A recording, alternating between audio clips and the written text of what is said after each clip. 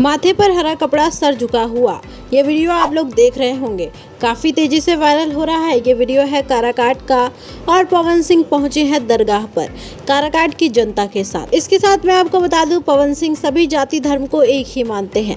वही दिखाने के लिए पवन सिंह पहुंचे दरगाह पर मन्नत मांगने। और जब से पावर स्टार पवन सिंह की ये वीडियो सोशल मीडिया पर आई है, ये वीडियो काफ़ी तेज़ी से वायरल हो रहा है। इस वीडियो में पवन सिंह की एक तरफ तारीफ की जा रही है तो दूसरी तरफ पवन सिंह को ट्रोल भी किया जा रहा है, क्योंकि इसमें पवन सिंह जिस लहजे में खड़े हैं वो लहजा है सर झुकाकर। जी हाँ, सर झुकाकर खड़े हैं, जैसे कि पवन सिंह को शर्मिंदगी महसूस हो रही हो।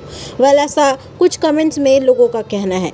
इसके साथ मैं आपको ये भी बताना चाहूँगी कि पवन सिंह ने मन्नत मांगी, दरगाह पर गए और काराकाट की जनता को आश्वासन दिया कि हम सभी जाति धर्म का विकास करेंगे। और आप सभी को पता होगा, पवन सिंह काराकाट में पिछले कुछ दिनों से गांव-गांव, गली-गली घूम रहे हैं, काराकाट की जनता से राय ले रहे हैं, आशीर्वाद ले रहे हैं, प्यार समर्थन पा रहे हैं।